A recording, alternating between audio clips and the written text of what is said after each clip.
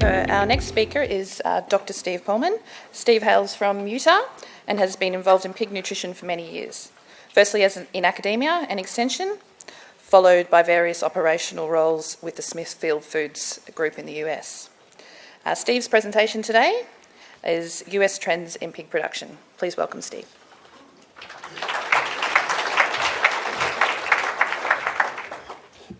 Thank you very much. I appreciate the opportunity to be with you, ladies and gentlemen, and the invitation to be here.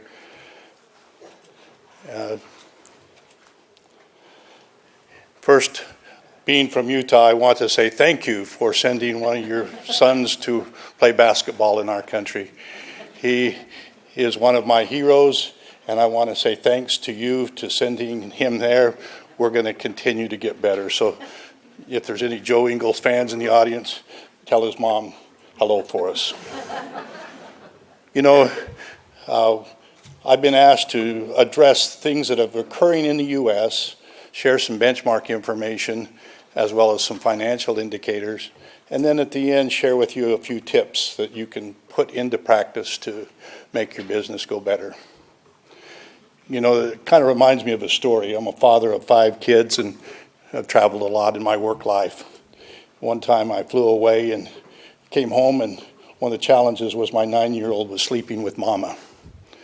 And that's okay on the weekends or during the week when you're gone, but during the weekends that's not necessarily appropriate. And so I had a good father-to-daughter discussion and challenged her that she needed to be a big girl and sleep by herself. And if she did that, when I came home the following week, I would give her an incentive plan, and immediately in her mind, the golden arches flashed. She was going to go out for a gourmet meal and one of those real expensive toys. So as I returned home, and at that time, my family met me at the airport, and this little girl at the top of her lungs yelled, "Daddy, Daddy, nobody slept with Mom." I knew exactly what she meant. There are a lot of other passengers that were confused on the sidelines. And so as I think about sharing information about North American pig industry, I hope you'll keep that analogy in mind that nobody slept with Mom. So some of you are going to get it and some of you are going to scratch your head. And I understand that, and I'd be happy to respond to any questions that you may have. Let me first begin. One of the most important trends that's occurring in the U.S. is meat consumption is increasing. And you'll see here that meat consumption is increasing primarily in all segments with the exception of turkey. And you can see that in 2017, the U.S. ate 97.5 kilos. 2018 is predicted at 99 kilos, and predicted that in 2019 we'll have record consumptions. And you notice, though, there's probably 25 years of flatline pork consumption, and more recently that's starting to edge up just a little bit. The other thing you see that's occurring in the U.S. is tremendous consolidation. And really, I spent my career the last 10 years acquiring companies and putting those into our operations. In fact, during that period of time, we doubled our business from about 200,000 sows to 400,000 sows through 6 acquisitions. And when you buy companies, they come with problems. And so this consolidation has some major challenges. I want to illustrate for you what's happening. The 5 largest companies in the U.S. have 32% of the sows. The largest 40 companies have 67% of the sows. Remember, in the U.S., there's about 6 million sows. And integration continues to get more important there. Also, it's dominated by 10 packers. And 10 packers kill about 87% of the pigs. And the other thing that you see that's really happened in the last 3 or 4 years is increase in kill capacity. There's been 4 new packing plants constructed in the U.S., plus additional kill in existing operations. And to give you a feel for that, in the fall of 2018, the kill capacity will increase by 40,000 pigs per day, and then add another year to that, increasing that to another 10,000 pigs per day. Now, what does that mean? That means that you've got to bring on about another 500,000 sows to meet that kill capacity. And about half of that has already been completed. And you see in this slide The other trend that's occurring in the U.S. is increase in productivity. Notice that first quarter is always a little bit of a dip, but productivity average USDA census across the entire industry at about 10.5, 10.6, with forecast increases. This is probably one of the most critical slides I wanted to share with you. As you look here, you can see that in 2017, the U.S. added 250,000 sows. So you see that dotted line is the increase in sow inventory, and the red line is the increase in volume being produced.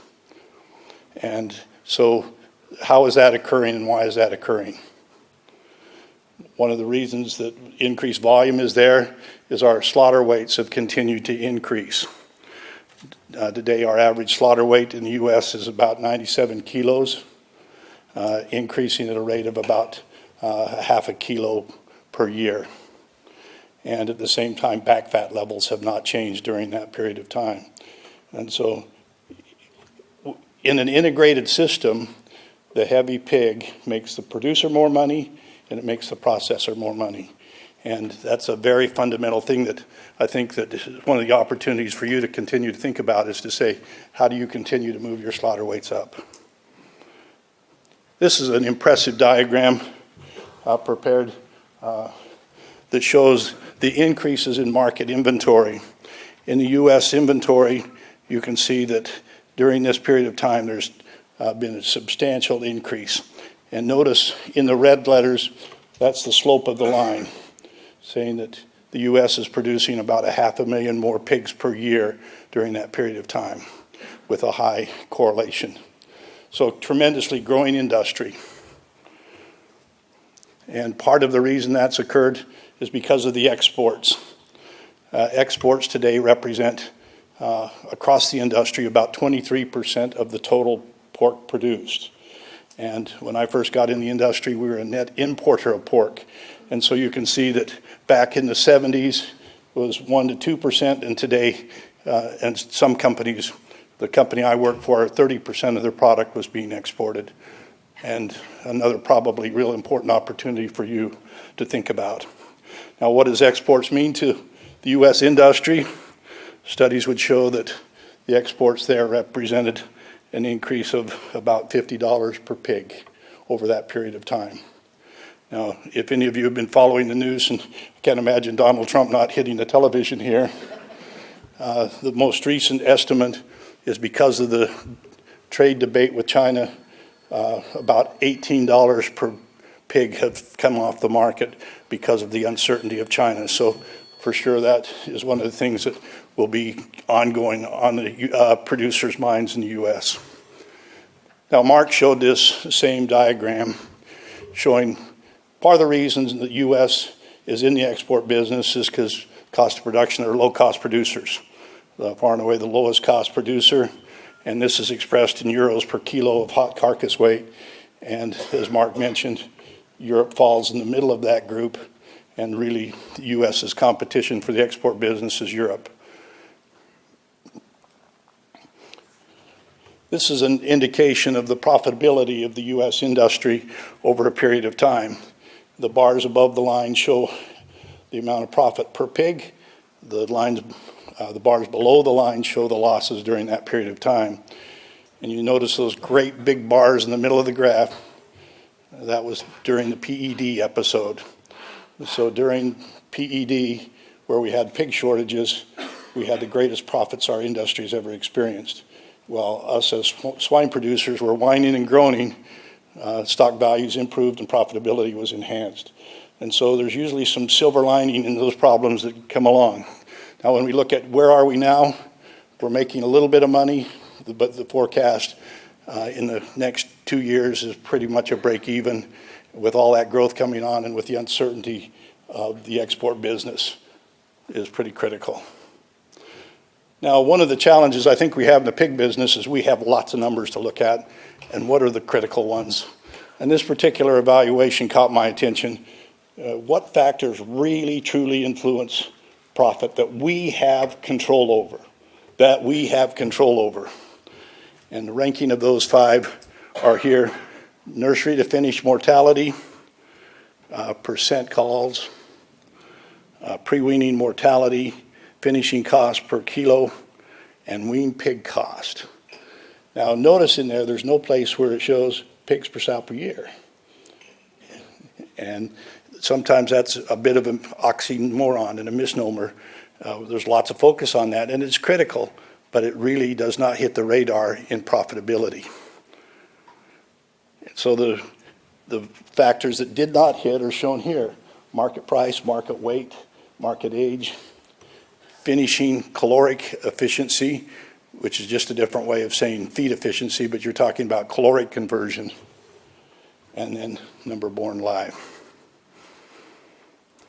Now, one of the things that I would really encourage each of you to have a good feel for is a concept called financial sensitivities.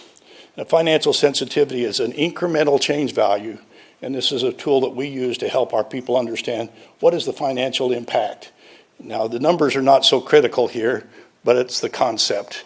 And you can see that 5 points of feed efficiency in the wean-to-finish stage was worth $1.65 per pig, and 1 additional kilo of cells weight was worth about 24 cents a pig.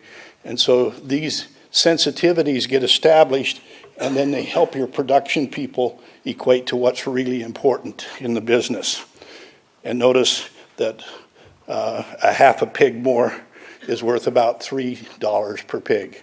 And then those values can be put together in ratios to help people understand those. So a half a pig increase is equivalent to a 1.5% improvement in wean-to-finish mortality. And there's a lot of times we're saying, where do I put my focus? 8 points in wean-to-finish feed conversion is worth about 1 point on livability. So you talk about how good my finishing livability, feed efficiency is, but you may be very high in mortality. And 5 kilo increase in market weight is equivalent to 4 points on feed efficiency. So the bottom line that I really wanted to focus with you on is to say, when we got through going through all the evaluations, the most critical factors we needed to look at was growth rate, livability, and number weaned. Not pigs per sow per year, not feed efficiency. We know that those are critical traits, but at the same time, when you sort through and say, what's going to make you the money, it's those particular elements. Now, I'd next like to shift for you and talk with you about some benchmark data. And this is commercial information that shows results, and I'm going to show you a number of sources. The first source comes from a company called PigChamp, represents 1.6 million sows, so a pretty good representation of the database. And you see the mean, the standard deviation, the top 10, and the bottom 10 percentile. And I'm showing you benchmark information to say, I believe every system needs to establish what is their stretch target. Where do they want to be? And then what is the financial benefit? And then break that out to say, what do we need to do to improve it? And when one does that, then they make progress. And my recommendation to you would be is that I would continually look at the top 25% as my target. And now in a company like Smithfield that had 1.2 million sows, we also had the good, bad, and ugly across that system. So we could say, you know, we needed to take this segment and it needed to move toward the top 25 percentile as well. But a couple of critical numbers there. The mean in this group is 11.2 weaned, but look at the range. Another number to look at is female death rates. Very high range across that system.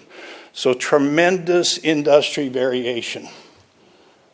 Another source of benchmarking information in the U.S. is a group called Meta Farms. They do their data just a little bit different and list it out in percentile, and which gives a guy an opportunity to take their information, lay it out, and get a score of where they lay. And in their database, their average total birth is 14.2 with a number weaned of 10.8, but and then pre-wean mortality of 13. So not nearly as high as what you saw in the the genetic presentation, but at the same time at the commercial level, that's what we tend to often see. Now this next set of benchmark data, a little harder to see, but let me lay out the format for you. There's 3 lines. There's an average, the top 25, and the bottom 25. And the important thing is over a 6-year trend and to look at how those lines perform. And what you see here is that total births going up in all 3 of those segments. But at the same time, the top and the bottom groups on the right are getting further apart, suggesting that the top is getting better and the bottom is getting worse. And so oftentimes we look at that and say, how long can that persist? And at some point, somebody's going to go out of business. And I should mention the benchmarking information for this comes from about 45% of the U.S. industry, and it's put together by the National Pork Board Association on an annual basis, giving the trend lines. And so again, you see the separation of these lines where the worst is getting further away from the top. And the next part of that benchmark information is what's happening in nursery performance results. And what I've done here is calculated a slope of the line and then a correlation. And then the ones highlighted in red are the ones that are probably biologically critical. And what this classically says is that performance hasn't changed in 6 years in most of these locations. Okay? And you know, that's with a 45% of the industry. Now, feed efficiency in this case has gotten a little bit worse in the nursery. In the finishing phase, the same thing is occurring here. You see daily gain has gone up. We're not capturing that genetic gain that is theoretically being proposed, and we know there's lots of problems that are associated with that. So the present system is not getting the water to the end of the row in many cases. And the only thing that you're seeing here is an improvement in daily gain. Feed efficiency is flat, mortality is flat. Now the one that I get excited about that I'll talk a little more about is a concept that's being used more readily in the U.S. today called Wean-to-finish, which simply means we wean pigs into a 2-stage system instead of taking them through a nursery into the finisher. And that's one of the systems that is really occurring today. And you can see the Wean-to-finish, you're seeing improvements in exit weights and daily gain.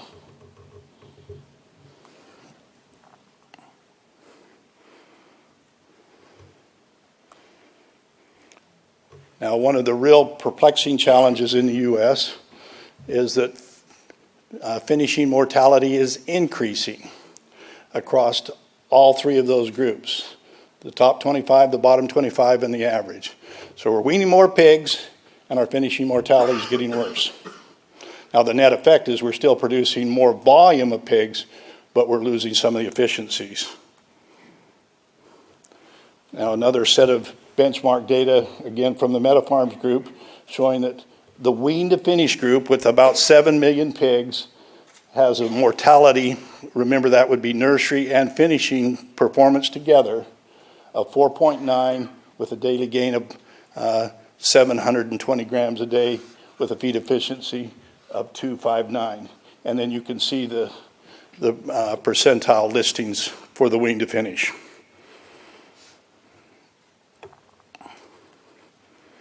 So with that background, what I wanted to do is come back and say, so what? You know, what can we do about some of these things? My experience is, and I spent 20 years doing research and also spent time doing production management and spent time seeing how effective was the research really getting implemented at the farms, which is a major, major gap. And so we had this wonderful findings. And so what I wanted to do today is say, I'm going to give you 6 tips that I think if you go home and do today, it'll help improve your productivity. When you do that, your cost of production will go down, your profitability will be better, right? First one is to monitor key health key inputs. Oftentimes, the traditional method is to look at weekly mortality and look at closeout information. Very much a rear view mirror process. It's slow, it's cumbersome. And so what we did is we converted to a system we call the standard site visit, which simply is a concept of measuring lead indicators that are indicative of outcome results. And some of those would be measuring feed consumption, measuring feeder adjustment. You know, many times you walk in and say, the feeders need to be adjusted a little bit, but you'd really never say 8.2% of the feeders were not appropriately adjusted. Now let's measure that and get that better next time.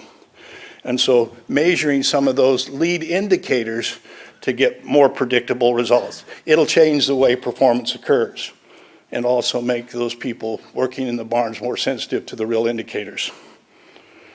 The second one, and one that's pretty well understood but commonly overlooked, is the aspect of grain particle size and pellet quality. Here's a picture of 4 different corn grind sizes. And you can see very fine to very coarse in this particular grouping. But what we see happen, 100 microns is equivalent to about a $2.40 per head, or 5 points on feed efficiency. And so, you know, there's those kind of numbers, and it's really common to walk out into a barn and see particle sizes that are much too large. And if one is feeding a mash feed, 500 to 600 microns where we want to be, and if feeding a pellet, we recommend it to be closer to 300 to 400.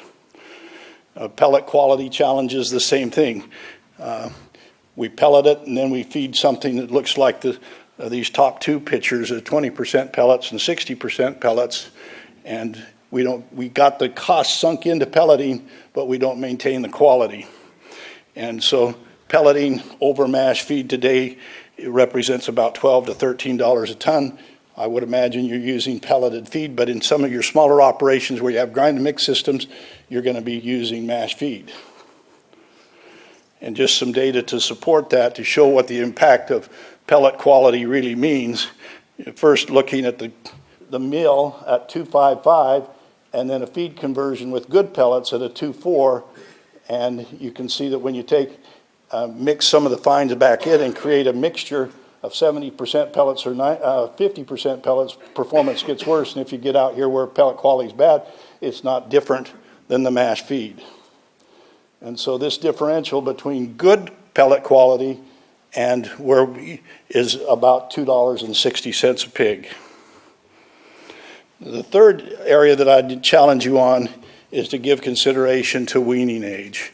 When I say weaning age, that's the group average, but you always have that weekly range. And using the MetaFarms analysis, the average weaning age there is 20 and a half days. And that's one of the biggest differences between the US and Europe, is Europe has an older wean age. And at one point we had a lot of pigs weaned in the US that were down around 15 to 19 days of age. So we had done some studies looking at the effect of weaning age on subsequent pig performance, and then did some business modeling around that. And you can see in this particular analysis, the weaning pigs at older age increased growth rate, also improved livability, and pretty dramatic changes. And then the challenge then is to take that information and put it into a business model and say, okay, we're going to take that predicted change rate and we're going to put an adjustment factor. Say, you know, the research showed this, but we're only going to take 70% of that advantage, and then we're going to put that together in a prediction. And so the whole Smithfield system was moved to an older wean age based upon this research, probably several years ago. Now, I know in Australia you're probably weaning at a little older age, but when you look at this particular curve, based upon our financial returns, we found that the optimum time for weaning was in this range of 23 to 25 days. And the Europeans were probably closer to 26, 28 days. We found in the North American conditions, we just didn't capture the value. And so further studying after those first 4, we did additional work, and it continued to be linear up to about 24 to 25 days. So what does that mean? When you take the assumptions, you lay them out and say, okay, we're going to move wean age from 4 days, 19 to 23 days, using ingredient costs, using the predicted changes. the value in what we experienced was a $2.55 per head value. And this was done across systems. So we'd go into pods of 70,000 sows or 30,000 sows and do this conversion over time. And you either did it with less sows or adding additional farrowing capacity, or a combination thereof. And obviously you had people pucker about losing sows, but when you start looking at this kind of value, the value was obviously there, and it has made a bunch of money because of this change. Last couple I want to review with you is the use of wean-to-finish, or two-site production. Two-site production, the benefits over three-site production, we're improving livability, improving gain, less social disruption, and one of the things that's really interesting is less cleaning and freight. For instance, we were moving wean pigs from Oklahoma to Iowa. It'd take us 3 trucks. With feeder pigs, when we move them with wean pigs, it's 1 truck. So that in itself was enough to justify it, to eliminate 2 trucks from that sow farm. It sounds so simple, but you quickly saw those benefits add up. And so another $2 to $3 per pig with the wean-to-finish system. And obviously, the real key to that, like anything else in pig production, you've got to have some must-haves. Weaning age is critical. You can't do it with 17-day-old pigs that weigh 5 kilos. Preferred single-sourced, short fill times. If they're continuous flow, nothing's going to work. You're going to always have problems. Double stock, you needed to minimize having those last too long, and then some excellent environmental conditions. We used a heat brooder for the first couple of weeks during the colder time of the year. Space balance is the stocking density, well understood but commonly overlooked. A couple of studies that were done looking at the effect of square meters per pig, and you see the lines on growth rate in 2 different studies. The slopes being very similar, the correlations both being very high. And look at feed efficiency, the same thing. What we were seeing is lots of our pigs were stocked down here, and more recently we've moved out into this area because we have more pigs coming, they're going to heavier weights, and we never found a time where we could afford to be crowded and pig space short. And so we actually had extra space to make sure that we gave them adequate space because of these economics.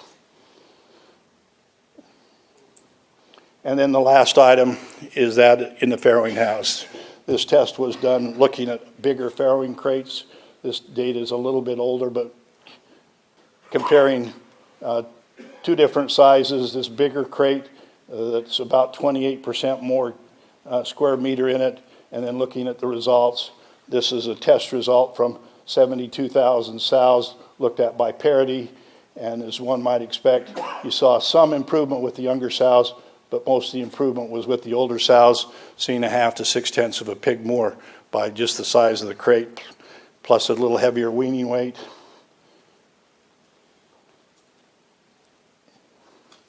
And less stillbursts, same thing. So you saw a parity interaction where you saw the greatest benefit with the older sow and more pigs weaned and less stillbursts. So in summary, the focus needs to be in commercial production on growth, livability, and number weaned. Large amount of variation that provides opportunity for management to improve upon, establish the financial impact, the stretch targets, and the benchmark, and then consider those 6 items that were discussed with you as possible takeaways that you can implement in your business. I can tell you every one of those things that I've showed there was put into systems and consistently returned greater than financial expectations. Thank you very much.